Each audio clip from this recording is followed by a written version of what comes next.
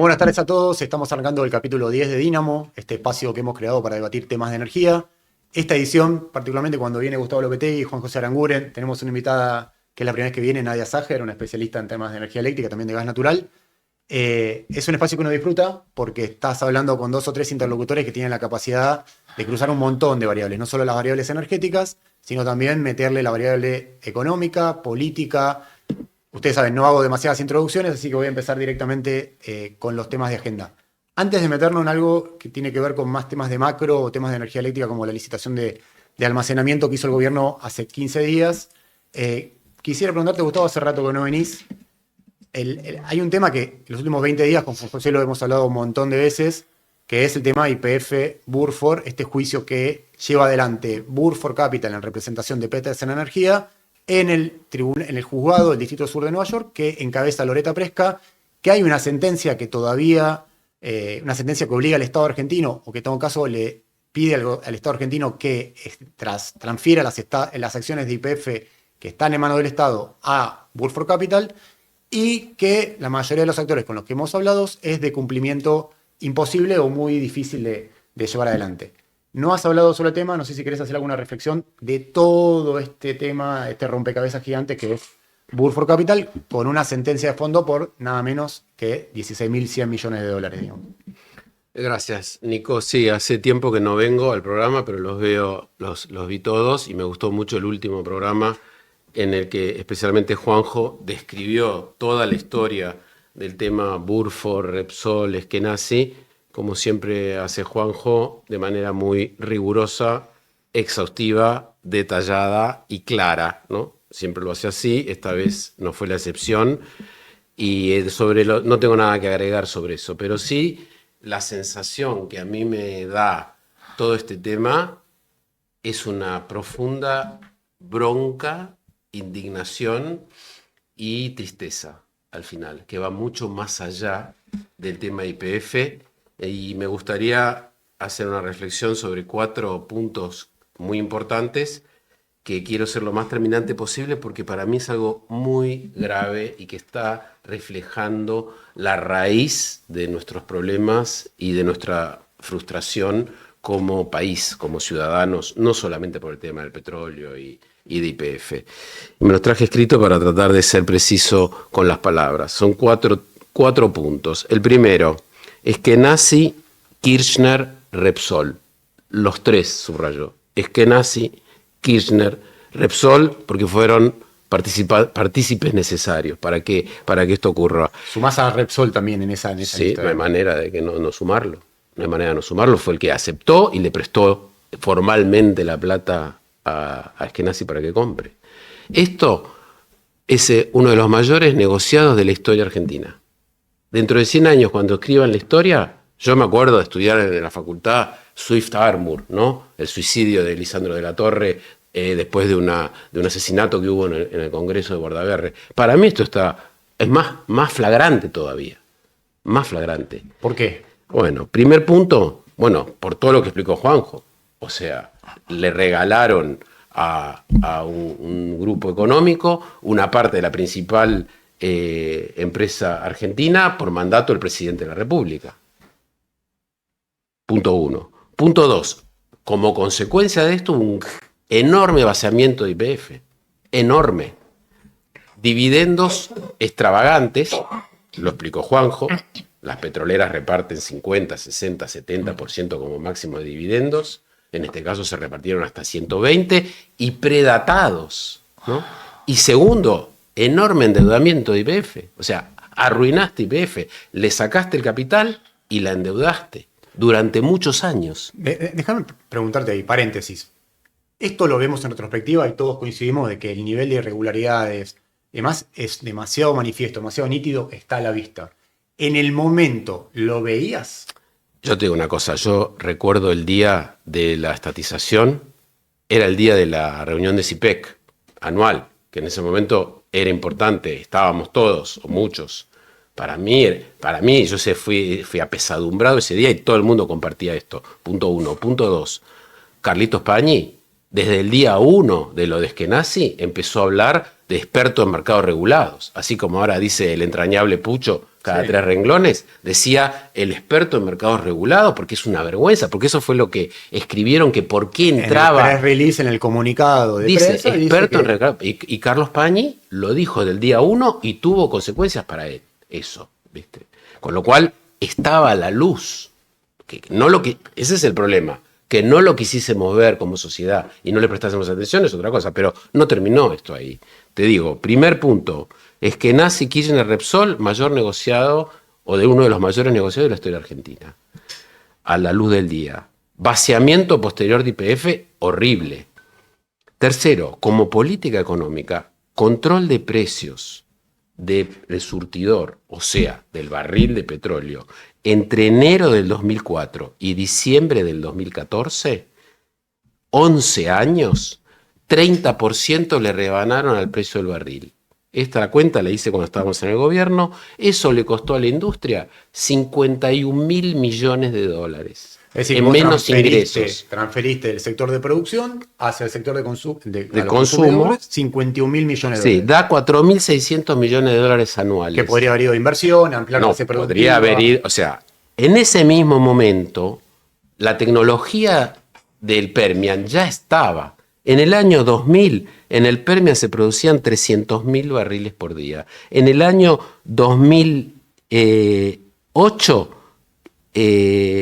500.000. En el año 2015, 5 millones. O sea, 10. Se demoraron décadas en desarrollar la tecnología del fracking. Hay un libro buenísimo del tipo que lo hizo, que quebró. Pero después explotó. Cuando estaba ocurriendo todo esto en Argentina con YPF, esa tecnología ya estaba siendo disponible. Si hubiese habido una buena rentabilidad de los productores locales, la hubieran traído antes y hubiésemos desarrollado Vaca Muerta antes y más rápido. O sea, tercer desastre. Déjame agregar una cosita. Repsol ya había negociado, estaba negociando con Chevron antes de la nacionalización. O sea, Repsol ya había identificado que Chevron era un actor que podía apostar por el desarrollo no convencional. Y Así es, así es. Entonces, negociado, vaciamiento, control de precios grosero. Que las primeras cosas que empezamos a hacer con Juanjo es a desarmar eso. La primera reunión que tuvimos antes de llegar al gobierno, me acuerdo en las oficinas del gobierno de la ciudad, haciendo la escalerita para terminar con el barril. Sí, alguien te podría decir que por ahí entre 2012 y 2014 vos armás una línea de tiempo que está bien porque es el gobierno es kirchnerista, pero entre 2012 y 2014 el precio del surtidor en dólares ahí despegó fuerte, digamos. Sí, pero siguió habiendo una brecha enorme. Tengo el cuadrito acá. Siguió habiendo una brecha enorme con el precio internacional. Es cierto, porque justo eran momentos de precio muy altos. Sí. O sea, seguiste quitándole precio al barril al productor argentino. Sí. Todos dicen que el fracking termina de desarrollarse por el error de la OPEP de dejar un barril durante 4 años arriba de $100 y eso le da rentabilidad para desarrollar la tecnología. Acá la tecnología ya estaba, le quitaste la rentabilidad para que esas empresas puedan encarar una inversión nueva e importante. Y por último, estatización a las trompadas, no respetando ninguna norma de ningún tipo y peor aún, vanagloriándote de que lo hacías así. Y que eso nos está costando al país fortunas. Cuando sí vanagloriándote es armando un discurso con una naturaleza llamándole política. Estúpido en el discurso Kicillof a los que dicen que había que respetar el estatuto. Y que no vamos a pagar $1, porque con los liabilities ambientales que había íbamos a compensar el pago de las acciones. Lo que pasa es que todo eso es una superestructura discursiva, narrativa, política. Por abajo, en lo personal, por la información que uno tiene, sabe que Kicillof no creía que no haya que aplicar el estatuto, no, es que no estaba en la plata. Había una... Sí, yo te digo una cosa, siempre lo mismo. Hay que ver lo que hacen y no lo que dicen. Pero la estructura discursiva la usa el demandante en este momento. Sin duda, para decir, miren, lo hicieron vos dejaste un adrede. marco argumental para que el demandante diga, señores, miren lo que dijo este señor. Tal cual. Más allá de lo que dijo ese señor, para mí tenía una naturaleza política que era acumular o quedar como generar toda una narrativa épica en la reestatización, que después te vino en contra al día de hoy, digamos. Era obvio que eso iba a pasar. O sea, Okay. si vos le das para hacer cosas a gente ignorante y necia, no hay manera de que no salga mal. Sí, lo que pasa es que es muy interesante este tema porque tiene 1000 ribetes y lo va a seguir teniendo. había, por un lado, no estaba la plata para estatizar según las 4 fórmulas que fija el Estatuto de YPF. Por otro lado, tenía la restricción política que el kirchnerismo no podía compensar económicamente a Petersen Energía, que tenía el 25% de las acciones. Pero yo te digo una cosa, Nico, vos muchas veces querés hacer cosas en el gobierno y que no podés y no las haces, porque no podés. No rompés todo para hacerlo. Entonces, negociado, vaciamiento, control de precios y estatización a las trompadas. Entonces, yo después de esto, cuando escucho que Vaca Muerta se desarrolló gracias al kirchnerismo, no te puedo explicar las sensaciones que me da, porque eso es una falta de respeto a todos. Y por último, que haya ocurrido, cuando nos preguntamos por qué la Argentina está como está, por qué nuestra frustración económica, bueno, pasó todo esto y nadie responde por nada. Y la causa está dormida. La causa que tiene origen en el año 2007, 2008, está dormida y este gobierno propone como juez de la corte al tipo que tiene cajoneada. Entonces, no termina más esto. Pero no termina más el problema de Argentina. Olvídate de lo que nos va a costar el juicio. Si nosotros como sociedad hacemos la vista gorda cuando esto ocurre porque la economía está creciendo en el 2007 y a nadie le importa. La justicia no hace nada de lo que debe de hacer. Los políticos que intervinieron siguen compitiendo y siguen ganando elecciones y nadie rinde cuentas por nada. Bueno, el resultado es lo que teníamos, una economía estancada hace 15 años. El tema da para hablar muchísimo. Todavía mi pregunta, Juanjo, vos querías decir algo sobre esto. Sí. Primero, comparto 100% lo que dijo Gustavo recién. Pero después de la charla otro día, quería agregar algunas cositas más que son atractivas. Primero, desmentir que Burford sea un fondo buitre. Burford es una empresa que cotiza en la bolsa de Londres, en la bolsa de Nueva York, y es una empresa de servicios financieros para estudios de abogados, tanto corporativos como, o sea, de empresas, como estudios de abogados que entienden en litigios y arbitrajes. Segundo, el juicio total de 16,1 billones de dólares, como falló la jueza Presca en septiembre-octubre del año pasado, del 2023, perdón, 14,4 billones son Petersen, que tenía el 25%, y 1,7 son Eaton Park, que tenía el 3%. Sí. Lo relevante de este caso en particular, con respecto a lo que ha ocurrido con este juicio, es que, primero, en el fallo la jueza dice el momento en el cual se produjo la toma de control fue el 16 de abril, no cuando salió la ley, que fue el 3 de mayo. Por lo tanto, a partir de ese momento es que se tiene que tener en cuenta. Eso es lo que recurre la procuración del Tesoro argentino, en el sentido de que esa fecha es clave para determinar cuál es el monto del laudo que reclama Burford Capital. Correcto. El Estado dijo en su momento 2014. Lo otro que dice es que antes del fallo corren intereses y los intereses son del 8% anual. La jueza puso el 8% anual porque eran los intereses de los bonos con el cual el Estado Nacional le pagó a Repsol los famosos 5.000 millones de dólares, que tenían un rendimiento del 8% anual.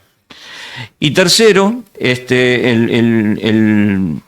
tercer punto que toma es que tomaron la fórmula 4, que es una relación price-earning, o sea, una relación entre el precio de la acción y los ingresos en los 4 cuatrimestres fiscales anteriores.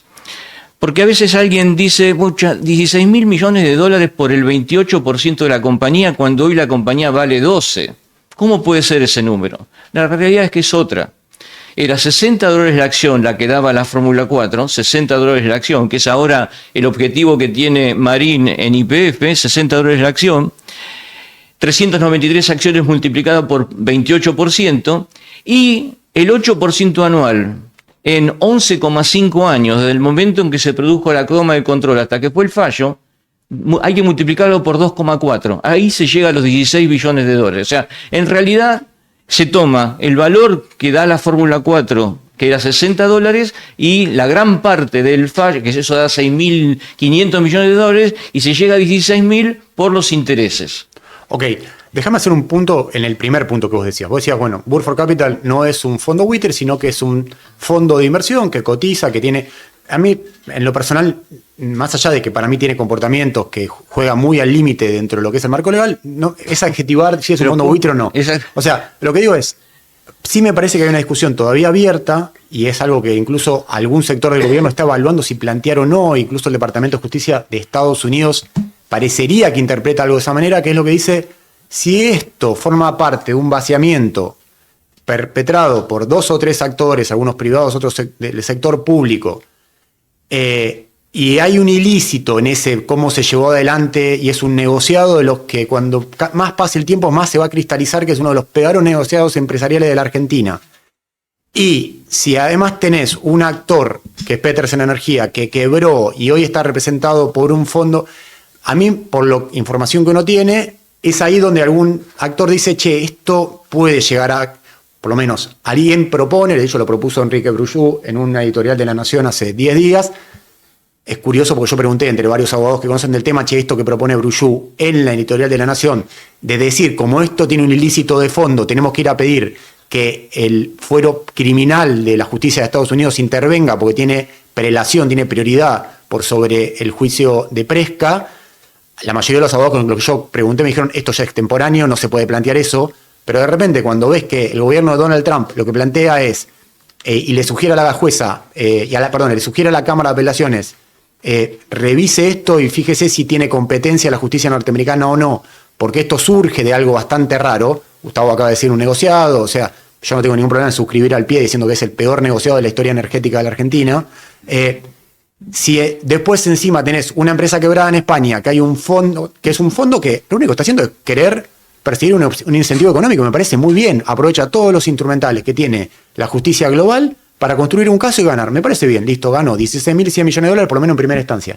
Lo que digo es que, cuán sólido, sí me gustaría que la mesa, por lo menos ustedes dos, tengamos una opinión sobre cuán legítimo es este reclamo y si todavía hay espacio temporal para plantear algún tipo de revisión. No sé si... Sí. Y te voy a decir, hagámoslo primero. Sí. Si es así, hagámoslo, pero no lo estamos haciendo. Sí. De hecho, 4 años de la administración de Fernández, el procurador Zanini dio marcha atrás con lo que había iniciado el procurador anterior. Zanini como Frías. procurador, entonces, muy cerca de los Pará, Zanini es empleado de Esquenaz. Es director de la empresa, del banco. Todo esto para que lo estén escuchando del otro lado, para que entiendan el... Vos dijiste una referencia de Burford, ¿no? Sí. Me tomé el trabajo de ir a la presentación que hizo Burford en abril de este año en el Investor Day. Es un documento de 140 páginas, está abierto al público. Entrás en Google, la encontrás en Internet. Y pone que el caso YPF es un muy buen ejemplo en nuestro core business, pone Burford. Y ahí dice, y está escrito, o sea, lo podés leer, que hasta ahora puso 77 millones de dólares. Como vendió parte de su litigio, consiguió ya 236. Sí. O sea que ya hizo un negocio. Y por otra parte, hoy tiene el 35% del famoso 70 que le compró al juez de la quiebra, tiene el 35 porque el otro se lo cedió a otros fondos de inversión, etc. Y dice que el fair value, o sea, el valor esperado de cuál va a ser el litigio para ellos es de 1.465 millones de dólares. Eso, o sea, ¿esa presentación de cuándo es, Juanjo? Abril de este año. Ahora, es bien Investor actual. Day, así como hace YPF su Investor Day, Burford hace su Investor Day y dice esto tal cual como... Esto es una página, la página 27 del Investor Day del 25 de Burford. El valor esperado es 1.465. Por supuesto, dice, vamos a obtener una cifra de 10 dígitos, o sea, miles de millones de dólares, pero siempre hay un litigation risk, o sea, siempre hay un riesgo. Pero vean lo que hace acá. En otra página dice, el proceso va a ser ruidoso, noisy, pero tenemos ciertas expectativas de que va a ser positivo. ¿Y qué hace? Cuotea al presidente de la Nación en entrevistas con Chiche Gelbun en octubre del año pasado, antes de ser presidente y después de ser presidente, diciendo, tenemos que pagar. No tenemos 16 millones, es una realidad, pero tenemos el deseo de pagar. O sea, nosotros tenemos que cuidar las palabras. Lo mismo con Kicillof. Hay que cuidarla. Lo mismo que hizo en la última conferencia de prensa, ratificando todo lo que hizo. Y otra cosa adicional, termino acá. Está bien que la Procuración intente llegar hasta la última instancia, pero en los actos administrativos hay, como siempre, 3 características: oportunidad, mérito y conveniencia. Por lo tanto, no creo que sea erróneo tener o abrir una instancia de negociación para que esto no cueste lo menos posible. Porque si esperamos la última instancia, no tenemos nada para negociar. Ahora, Juanjo, pará, hay 1000 temas para hablar. La Procuración acaba de ser una especie de mea culpa tácita, desplazando a 50, 60... Ok, no sé cuánto hay de narrativa, cuánto hay de discurso mediático, cuánto hay de querer construir un hecho político, pero se leyó en todos los diarios, en todos los medios, de que hubo una especie de revisión para adentro, encontrando filtraciones, funcionarios de la Procuración que no podían justificar por el manejo, la gestión de información muy confidencial. Es decir, a mí lo único, no sé cuán real será eso o no, es muy difícil como periodista, lo digo, saber cuáles son los hechos reales que pasaron ahí, más allá, porque es muy difícil que la Procuración acepte e instale públicamente, la Casa Rosada lo hizo, de que va a haber 60 despidos vinculados a filtraciones o manejos espurios o raros o irregulares de este caso. Lo que sí te está marcando es que es la poca atención que tuvo este caso en muchos pasos. En la gestión anterior, se seguro. echan 60 personas y al procurador que tomó la decisión de interrumpir el Discovery no se dice nada y no se hace nada. O sea, para mí lo de los 60 personas no tiene realmente... ¿Y por qué el gobierno, por qué no lo hizo el gobierno? ¿Por qué el gobierno de Milei no hizo una presentación? No creo que te podamos contestar No, nosotros no, de por qué. son actores, digo, pero... Ahora, yo hago la pregunta al revés. ¿Por qué, ya que hablamos de por qué Kicillof en su conferencia de prensa no hace un mea culpa de por qué no incluyó a los eskenazi en la expropiación? Porque, a ver, Kicillof tiene que hablar de esto, yo no voy a ser abogado, pero me pongo un abogado del diablo si querés. Kicillof te va a decir... A mí me van a buscar en 2012, una vez que el desastre energético estaba materializado, estaba cristalizado, había importaciones de energía por N cantidad de miles de millones de dólares. Fui a reparar ese daño. Yo no admití a los eskenazi adentro, Néstor Kirchner estaba muerto, en toda esa tragedia dentro de lo que fue el kirchnerismo en esos años, Nico, hay gente que perdió y gente que ganó. Sí. Nico, sí. Diciembre del 2011, sí. 3 meses antes de la expropiación, te puedo traer un video de YouTube en YPF de Cristina Kirchner alabando a Repsol y a Eskenazi por haber descubierto Vaca Muerta y por el buen trabajo que hicieron los últimos 3 años. Ahí y toda esa... Entonces, no me vengas a decir que vino a cubrir el desastre que hicieron. No, yo no estoy diciendo, no lo estoy defendiendo a Kicillof, que se defienda él. Si hablamos del desastre que hicieron, ¿quién era el CEO de la compañía? ¿En qué año? 2008-2011. Sebastián Eskenazi. O sea, la compañía, el experto en mercados regulados, que era el responsable máximo de la empresa, no es incluido en el proceso expropiatorio. No, a ver, Juanjo, irregularidades miles. El peor capítulo, el peor negociado de la historia energética argentina. Es una vergüenza, si querés, que el grupo Eskenazi no tenga, lo decía recién, Ariel Lijo, que es el juez federal que tiene sorteada la causa para investigar este tipo de cosas. 2007-2008 nunca avanzó esa causa y demás. Es irregular por donde lo miro. O sea, es una mancha venenosa que toca a todos los actores. Sí. O sea... estoy a punto de decirte que toca hasta el periodismo también, o sea, porque es una causa tóxica por donde la mires. Lo que digo es, esto existe hoy, ¿qué haces? ¿Vos estás sugiriendo algo? Negocio. Intento abrir una vía de negociación. ¿Qué, Gustavo, cómo lo ves eso? Yo no tengo mucho para agregar, lo que dijo Juanjo está todo perfecto. Te corrijo una cosa que vos decís, que se le prestó poca atención desde los gobiernos. Se le prestó un montón de atención para el mal. O sea, Zanini no hizo las cosas que hizo por casualidad, ¿no? O sea, era el encargado, encargado de negociar, un tipo que es empleado de los otros. O sea, si hubiésemos estado nosotros en el gobierno, no te explico la cantidad de demandas penales que tendríamos, ¿no? Sí.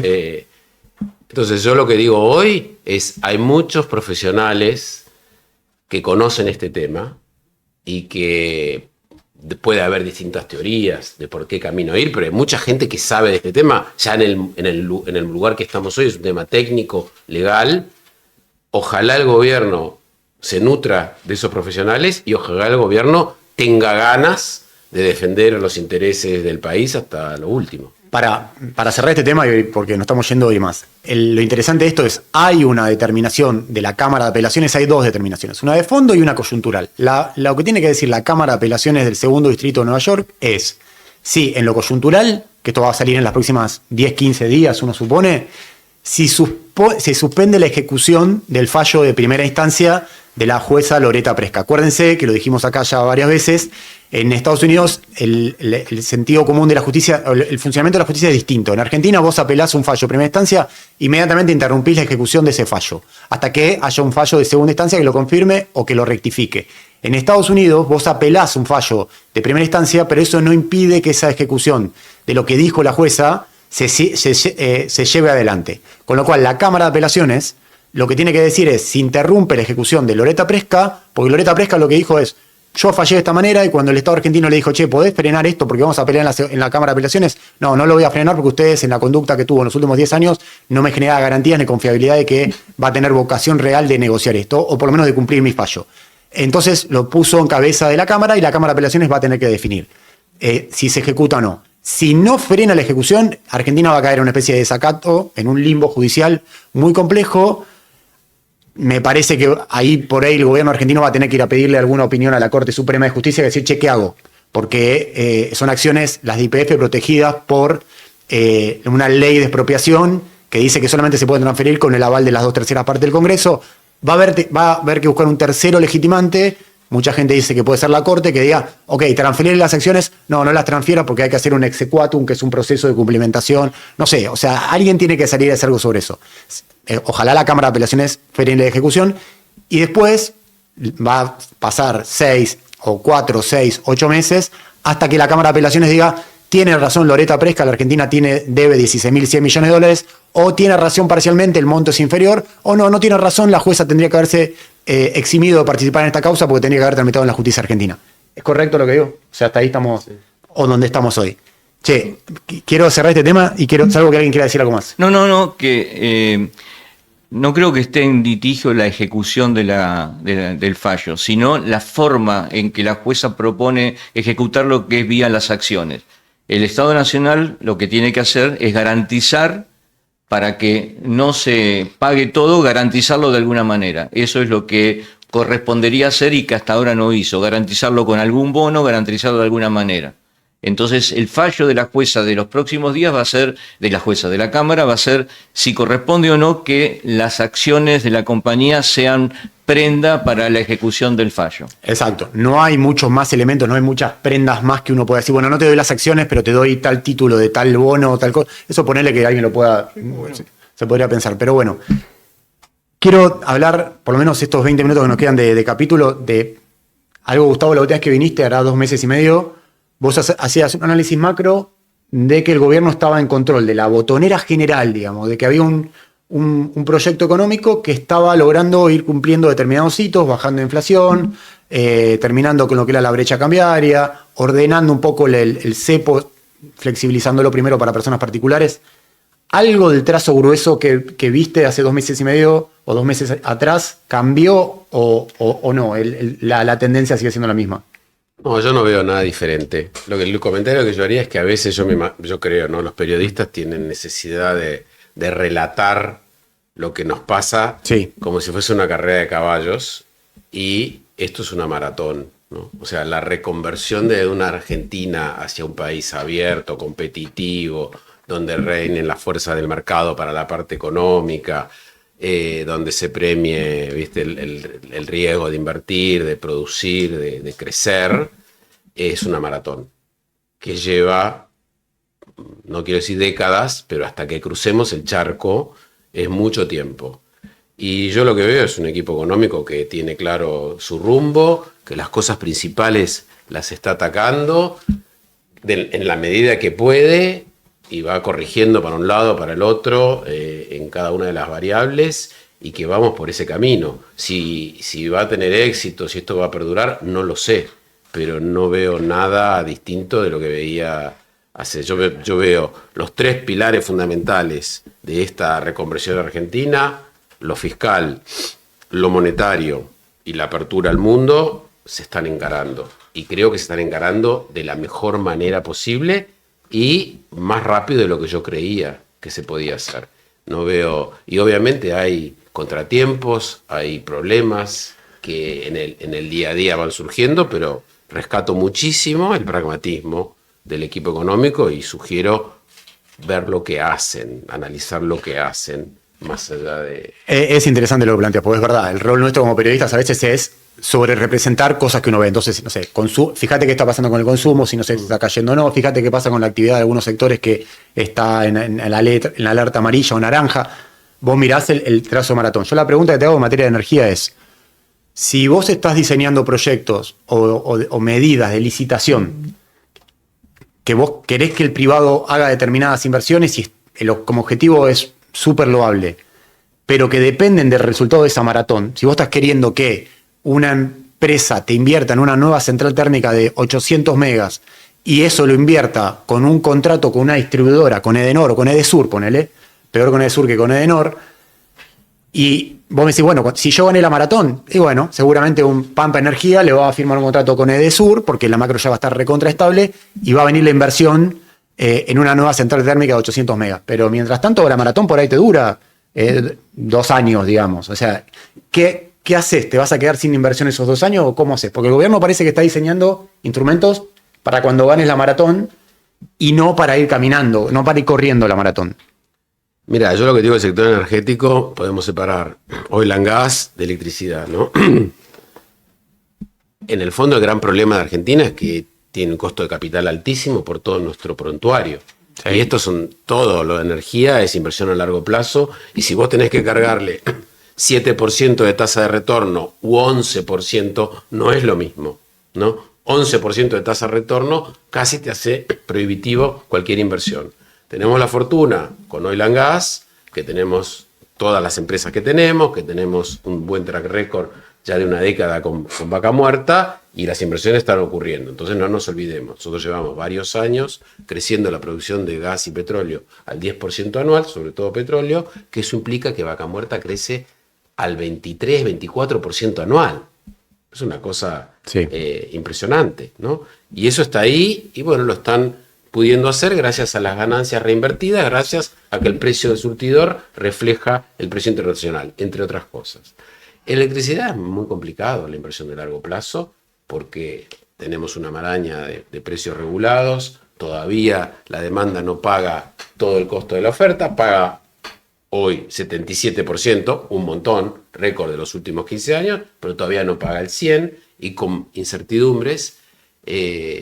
Y yo creo que en este marco, la única forma que hubo para aumentar la generación de energía eléctrica fueron los PPPs, o sea, los contratos PPA de Camesa. Los PPA de Camesa, perdón, los PPA de Camesa.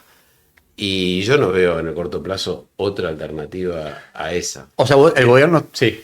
No, y el tema más importante es volver a establecer que las compañías puedan ser sujetos de crédito, que eso con la macro se solucione. Por eso en la licitación de almacenaje, Camesa tiene que dar una certeza, una seguridad de que si por algún motivo regulatorio las distribuidoras no pueden pagar, alguien le va a pagar al almacenador. O sea, este es un proceso, y de hecho en los últimos decretos, el 750 y 51, que es adecuación de las 15336, de la 20065 y la 76, se da 24 meses el gobierno para producir ese proceso de adecuación a un esquema que no estamos acostumbrados. Hasta ahora hemos tenido un comprador y un vendedor de última instancia, que ha sido siempre Camesa en el sector eléctrico, que compró el combustible, que compró la energía, que pagó, y a veces lo tenía que pagar cuando no había una cobrabilidad, con subsidios hasta el 3,2% del Producto Bruto Interno. Hay que desenmarañar justamente ese engendro, que recordemos, Camesa solamente tiene que ser el administrador del despacho eléctrico. Ahora, cuando vos, no otra cosa. Si vos ganás la maratón, como decía Gustavo recién, la figura que utilizó él, seguramente vas a poder lograr desarmar esos potestades que fue acumulando Camesa, y que Camesa vuelva a ser un administrador del mercado eléctrico mayorista o un encargado de la planificación del despacho. El tema es si hoy, y acá la introduzco a Nadia también, gracias por venir, Nadia, estuvimos hablando bastante de YPF, vamos a hacer un programa especial sobre el tema de energía eléctrica y ahí para explayarnos más, pero ¿qué es lo que estás viendo, digamos? Podés empezar o por lo que es licitación de almacenamiento, que es una tecnología totalmente novedosa en Argentina, es la primera vez que se licita la instalación de baterías para reforzar la potencia del parque de generación, o podés empezar por algo conceptual de qué estás viendo de lo que está haciendo el gobierno, qué cosa coincidís, qué cosa crees que hay que replantear. Bien, genial. Sí, porque incluso yo les puedo agregar un poco también lo que es la visión desde los privados, porque incluso para lo que es inversiones, no solo tenés el problema de las tasas, sino que para poder conseguir financiación tenés que tener contratos. Y cuando te sentás a pensar en un contrato, no sabés tampoco a qué precio ponerlo, qué condiciones. Entonces, eso complica bastante la situación. Yo soy optimista en el sentido de que todo esto era necesario, seguir generando parche contra parche que generó esta maraña que decían, en cierta manera genera algo tan complicado de resolver hoy que, va a llevar un tiempo. Ahora bien, lo que están haciendo con la 450 y con todo lo que están escribiendo es definir, desde mi visión, ¿no? Dejar claros los objetivos, hacia dónde están yendo. Entonces, en ese sentido, ahora falta todo lo que es la implementación. Claro, Nadia, pero vos decís, yo quiero ir para allá. Todos van a estar de acuerdo con que necesitas que haya mayor apertura en el mercado, sí, que los agentes del mercado puedan firmar contratos entre sí. Estamos de acuerdo. El problema es que en el mientras tanto, vos tenés un denominador común, que es que tenés cuello de botella en transporte eléctrico, totalmente, en generación te empezás a ver algún problema. Sí, acá lo que yo creo que es importantísimo es el diálogo entre los distintos actores, encontrar oportunidades justamente para poder empezar a generar algo antes de esto que estamos diciendo, porque es verdad, la generación, hoy lo único que tenemos es renovable, de acá a 4 o 5 años no va a haber nada más, no hay transmisión, o sea que tampoco podés... ¿Vos no ves una ampliación del sector de generación en 4 años? O sea, por más que yo arranco mañana, digo, licitemos, volvamos ¿térmica? a... Sí. El problema es que ni siquiera podés conseguir las turbinas. Ok. De acá tiempo te puede llevar? Y optimista dicen 4 años. 4 años siendo optimista. Optimista. O sea, es un cuello de botella. Tenés unas turbinas muy lindas en Río Turbio. Las podrías mudar. Chiquito. Las de 240 megas. Son chiquitas. Y a ver, nuclear hidro no tenemos. O sea, hay algo en Yacyretá que se va mínimo, nuclear no hay, y después tenés renovable, todo lo que haya renovable, que incluso renovable está complicado con el tema transmisión. Entonces, ¿con qué se cubre esto? Ahora, Nadia, pará, vamos a hacer un punto ahí. Vos decís que, supongamos que Argentina crece 5% este año, 4% el año pasado, el año que viene 3, 3,5%. ¿Cómo vas a hacer para cubrir demanda eléctrica en un sector que necesita en los picos demanda en importación de 2000? Ahí justamente. Sí. ¿El pico cuánto tiempo es de la demanda? Hay un tema que se llama eficiencia energética que no le estamos dando bolilla. Conducta, es consumir de una manera racional. Pero en el pico, la eficiencia, ¿cuánto te baja el pico? En el pico, el almacenaje va a servir al pico. El almacenaje te da confiabilidad y flexibilidad. Hoy en Estados Unidos, en California, es otra matriz energética, mucho solar. En el pico, 1/3 de la demanda del pico durante 4 horas la provee almacenaje. En el verano californiano, que es un verano... ¿Y quién paga el costo de ese almacenaje? ¿Paga la demanda o hay un esquema...? Pero escucha... Pero va de la mano de la eficiencia. Nico, la energía cuesta y hay que pagarla. Se acabó la época que nos regalaban la energía. Yo lo tengo claro, si no Juanjo, entendemos eso... Lo que digo es, si vos mirás la licitación de almacenaje, tardó tanto en ejecutarse porque la distribuidora no quería hacerse cargo del costo. Pero porque no son... no se quería hacer cargo porque porque si a mí me cambian la regulación o me dicen yo no voy a poder cobrar la tarifa que aprobé en la revisión tarifaria integral, bueno, alguien tiene que estar de garante. Bueno, pero esos son los problemas. Y el generador te decía, entonces, ¿qué pasó? Para que se entienda el trazo fino de esto. Esta licitación está en marcha hace un tiempo. La distribuidora, Edenor y ESUR en este caso, porque se llama Alma GBA, digamos, en el Gran Buenos Aires, decían, justamente lo que está diciendo Juan José, si el Estado no me permite aumentar mi valor agregado de distribución en línea con la nominalidad de la economía, yo no me puedo hacer cargo de un contrato adicional de batería.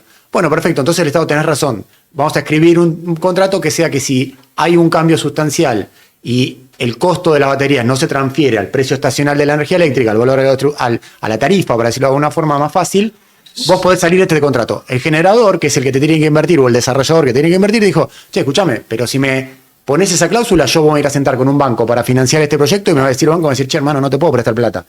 ¿Cómo se resolvió eso? Buscando algún texto donde el Estado Camesa se hace cargo del costo si pasa algún ruido de esto. ¿Es correcto lo que dije? Sí, forma parte del costo del MEM, sí. Ok. Sí. Entonces, el punto es, instalemos más batería, perfecto, pero por lo menos tiene que haber algún acuerdo entre los generadores, distribuidores, el Estado de cómo funciona, porque si nadie cree en eso, ¿cómo lo Bien, vas a hacer? pero a ver, déjame hacerte un comentario en eso. Yo creo que con la cantidad de ofertas que hubo, diría que es exitoso, más allá que todavía no se abrió el segundo sobre, y porque hay interés. Y te digo que yo como consultora vinieron un montón de preguntas. Y sí hay un montón de riesgos y situaciones que tuvieron que resolverse, pero hay una intención de invertir, hay una intención de participar.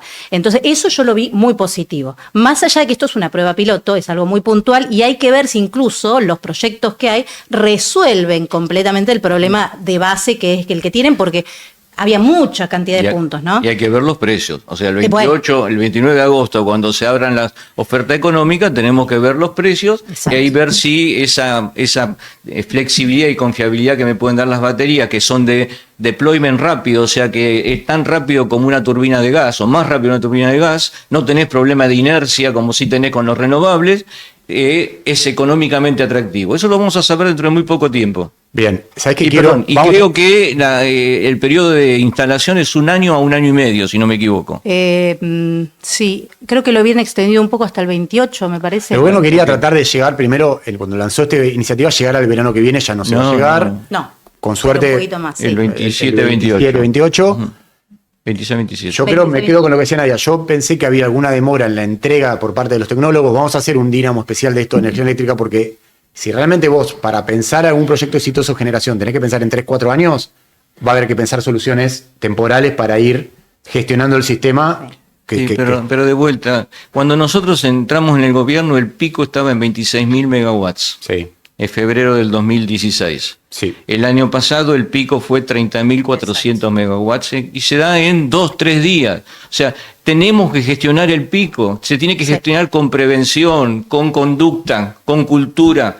Y nuevamente, te pediría que hagamos una decisión de Dínamo sobre eficiencia energética. Hagámoslo, Juanjo, porque la verdad... Y traigamos especialistas para ver cuánto más podemos... La Agencia Internacional de Energía llama a la eficiencia energética el primer combustible. ¿Por qué? Porque la inversión es baja y el retorno es muy alto. A ver. Te hago un agregado para lo de los 30, el pico de 30. Acordémonos que estaba la disposición de que los grandes usuarios podían ofertar cortes. Correcto. ¿Sí? Y no se aplicó. Es cierto. Y hoy en el Matter se está entregando con corte. O sea, el Matter también hay mucha más oferta que lo que sale cada trimestre, pero hay una especie de jueguito de que el 8% te lo pueden cortar si tenés un exceso de oferta. Con lo cual, no va a haber problema de generación, va a haber problema de transmisión. En el pico lo que hay que resolverlo es con otro tipo de conducta, hasta que logremos que la macro se estabilice y por lo tanto nuestro costo país baje. Te agrego una cosa, el pico es fundamentalmente residencial, ¿no? Sí. El 70% de los hogares hoy siguen con subsidio. Sí. Yo entiendo que haya una política de tarifa social. No, el 70% seguro que está mal. Correcto. O sea, si vos subsidiás a 70% de los hogares en Argentina... No fue un objetivo de gobierno del 2025, de la gestión de Milei, modificar eso. O sea, lo han ido modificando, para ser justos, lo han ido modificando y lo han ido achicando. No, y uno entiende porque, lo priorizaron una cuestión de ya la recomposición de las tarifas fuertes se hizo en 2024, en 2025 iremos ajustando, pero no como decía Gustavo, el 70% son usuarios N2 y N3. Para ser justos, en ese 70% la cantidad del subsidio se ha reducido. Es verdad. ¿No? O sea, no es que no se ha hecho nada. Es verdad. Hoy el sistema, el precio actual, si vos lo aplicás al año entero, porque hay estacionalidad en el costo de generación, la manera de hacer el cálculo es en el año entero, estamos cubriendo el 77% del costo total. Falta ese 23%, todo residencial. Bueno, podés seguir avanzando porque esos picos, estar usando el aire acondicionado, no a 24 como sugería Juanjo hace unos años, sino a 18, te hace una diferencia. Y esos días... Lo que pasa es que en esos momentos la demanda es inelástica. Cuando hay mucho consumo... No lo sabés. Depende del precio, porque no lo sabés. Bueno, eso ni hablar, porque en realidad el problema grande del residencial es que como no sabe lo que va a pagar, lo usa y después se entera. Pero si la tarifa se mantiene estable y recibiste la factura del verano anterior, quizás te cuidas. Sí, un no, poco es que más. hay que hacer educación, eficiencia, eso es primero. La mejor energía es la no consumida. Tal cual, tal cual. Ibas a decir algo. No, No, digo, el tema de cómo gestionar la demanda en los próximos años es eficiencia energética, cómo gestionar la demanda industrial en los picos, cuán aceitado tenés, porque siempre pasa lo mismo. A veces vos decís, cuando no tenés una cadena de interlocución válida, pasa lo que pasa con gas. O sea, bajen el consumo de gas y el nivel de cumplimentación de esa instrucción que le da el Comité de Emergencia en Gas, y a veces tiene niveles de desvíos altos, bajos, medios. En el tema de electricidad, también va a haber que reeducar a los agentes, a los grandes usuarios del sistema, o buscar algún mecanismo con un incentivo económico, ya existe de hecho, Sí. o mejorarlo. Pero para mí no se está debatiendo lo suficiente esto de que si vos querés hacer algo en generación, te va a llevar 4 años, Juanjo, porque cuando asumieron ustedes, corregime, estoy diciendo algo mal, ustedes identificaron el diagnóstico que había un problema en generación y rápidamente a los la 3 resolución meses, 21. ¿en cuánto la sacaron? 21, 4 o 5 meses. Un poco más, pero O sea, había otras circunstancias. Pero sí. salieron rápido en generación y en 2 años tenías una cantidad importante de megas instalados. Si alguien quiere hacer lo mismo hoy, no puede. O sea, por lo que me está diciendo Nadia, no se puede. Así que, nada, Un temita para Lo terminar que con quieras. buenas noticias. Sí. ¿Podemos? Terminó junio, ¿sí? Récord de producción de gas en la Argentina, histórico, 158,7 millones de metros cúbicos por día, contra 147,7 del año anterior, junio, eso es un 7,6% de aumento. Petróleo, produjimos 776.000 barriles por día, contra 667.000 del año pasado, 16% de aumento. El resultado del sector externo, exportamos 750 millones de dólares en el mes de junio, llevamos 3.700, 3.800 millones en el año, en los primeros 6 meses del año. Vamos a terminar cerca de los 7,5, 8.000 millones de dólares este año de superávit llegás a energético. tanto, pese al retroceso. Estamos en 3.700, faltan 6 meses. Sí, lo duplicaste a 3.000. A 500 por mes estamos en... O sea, obviamente que vamos a depender de los precios internacionales, pero hoy un sector que se liberó de la presión, que hoy puede estar exportando, recordemos que el principal modificación de la ley de bases en el sector energético era el cambio del objetivo de la política energética. Dejamos de mirar el ombligo y empezamos a maximizar la renta obtenida en el sector energético. Este es el resultado. Este año vamos a producir históricamente el mayor gas de la historia de la Argentina y el año que viene petróleo. Por lo tanto, siguiendo en esta senda, vamos a poder que el sector energético contribuya para la estabilidad macro. Sabes que el trazo grueso que está haciendo Juanjo también retoca con lo que decía Gustavo al principio cuando marcaba los 4 puntos del caso Petersen, Burford, Estado Nacional y YPF, de cómo una política de control de precios entre 2004 y 2014 te terminó comiendo la base productiva del país, te comió la base productiva y te comió la capacidad de exportación y generar dólares que tiene el país, que para mí es el gran problema que tiene la Argentina, no sé cómo se resuelve eso. Y hoy ves el trazo grueso de que efectivamente tenés otra realidad con un sector que genera, ya tiene una balanza comercial, que veremos si cierra en 7.000, en 6.000. Ahí está bueno, vamos a hacer un dinamo con Mariana Polleto, por ahí Nico Arceo, como para que hablen de eso. Consulta puntual y es muy técnica, pero que va a haber que hablar sobre esto. Vos tuviste récord de producción de gas y sin embargo, con la nueva gestión de despacho que tenés de gas natural en la Argentina, sin depender de Bolivia, sin una terminal regasificadora en Bahía Blanca, tuviste problemas para cubrir el pico. Ahí hay empresas productoras de gas que dicen el Estado o alguien tiene que buscar un mecanismo para producir más gas en Neuquén, gas seco, por 3-4 meses.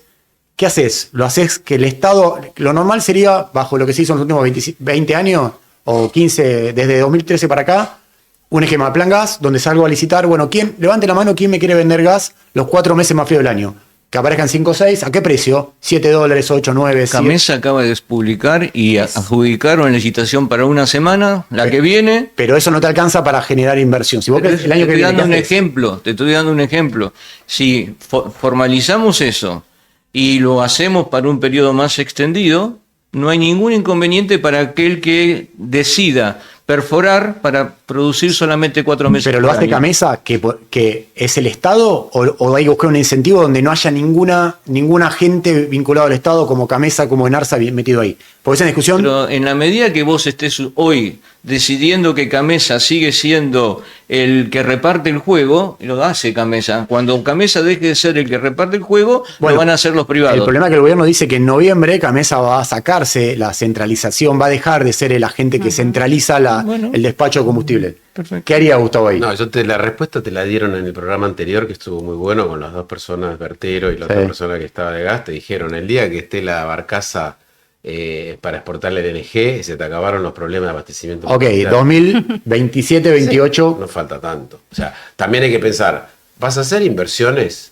que en el 27 van a estar ociosas? Por ejemplo, depósitos de gas. Ellos te dijeron, no. No, porque una cosa es energía eléctrica, que siempre Claro. vas a tener picos en el AMBA que te va a compensar, pero si vos sabés que te va a sobrar el gas por las orejas y que lo que necesites en el invierno es una parte muy chiquitita, que es un día de operación de la barcaza LNG, vas a hacer inversiones ahora que se van a quedar obsoletas en 3 años. Eso es lo interesante de Dínamo y de espacio de discusión, porque esto que dice Gustavo eso va a pasar si la Argentina puede hacer un gasoducto dedicado de 40 millones de metros cúbicos día, 30, lo que sea, para exportar GNL ya no de manera estacional, sino con una... Te agrego lo ¿Y que eso dijo va a pasar Juan. o no va a pasar? Te agrego en cuanto si va a pasar, te agrego lo que dijo Juanjo. El petróleo está ocurriendo. ¿Es verdad? ¿No? Está Y si ocurre el petróleo con el gas asociado, la única alternativa es que tengas la con gas. barcaza. Exacto. Sí. O sea que No hay una cosa forma. empuja a la otra. Es verdad, también es verdad que hoy, si mirás la foto de 2025, te faltó gas seco en el pico para cubrir con gas doméstico la Yo te hago demanda. una pregunta, Nico. Vos en tu casa, si recibís a tu suegra 3 días al año, ¿construís una habitación Recibo más. adicional para los 3 días que vienen? No, es verdad, pero si no son 3 días y son 20 días y tengo que buscar, Depende bueno, de en un cómo momento te voy a- lleves con tu suegra. Bueno, depende, Bueno, exactamente. en esta crisis particularmente, o sea, se dio algunos problemas en producción y los comités de emergencia generaron corte, pero fue un poco como lento y a lo mejor eso también impactó, ¿no? Pero en lo que es gas está muy bien armado ya lo que son los comités de emergencia y la aplicación de los cortes. O sea, más allá de las penalidades que si incumplís como gran usuario, hay mucha conciencia.